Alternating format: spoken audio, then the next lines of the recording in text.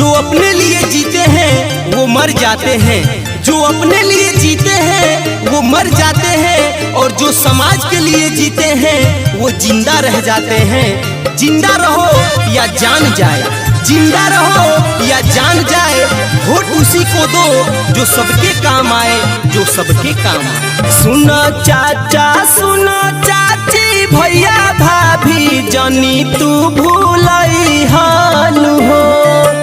सुनो चाचा सुनो चाची भैया भाभी जानी तू भूलई हानु हो। अपनाई आशा देवी बेटिया के अब की जीतई हानु हो। अपनाई आशा देवी बेटिया के वार्ड बनई हानु हो। सुनो चाचा सुनो चाची भैया भाभी जानी तू भूलई हानु हो। अपनाई आशा देवी बेटिया के अब की जीतई हानु हो। अपनाई आशा देवी बेटिया के वार्ड बनई हानु हो। हर तलवार के धार बदल जाला, हर तलवार के धार बदल जाला, आ सरकारों के सरकार बदल जाला। जब जात के करवट बदले ले जनता तो वक्त की रफ्तार बदल जाला।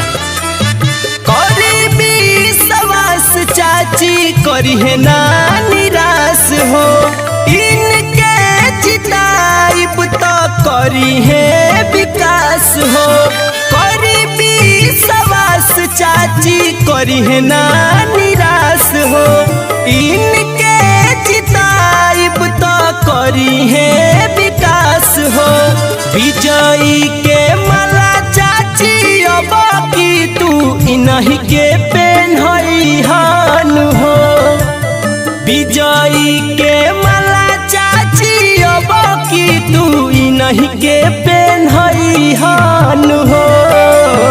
अपनाई आशा देवी बेटिया के अब की जीतई हानु हो। अपनाई आशा देवी बेटिया के वार्ड बनई हानु हो। नेक दिल होई सच्चाई इंसान हो, पंचायत में बावे पूरा नहीं के नाम हो। नेक दिल होई सच्चाई इंसान हो, पंचायत में बावे पूरा नहीं के नाम हो। अपनाई गौआ के सुना चाची स्वर्ग बनई है नु हो। अपनाई गौआ के सुना चाची स्वर्ग बनई है नु हो। अपनाई आशा देवी बेटिया के वार्ड बनई हानु हो। स्नेही रिकॉर्डिंग स्टूडियो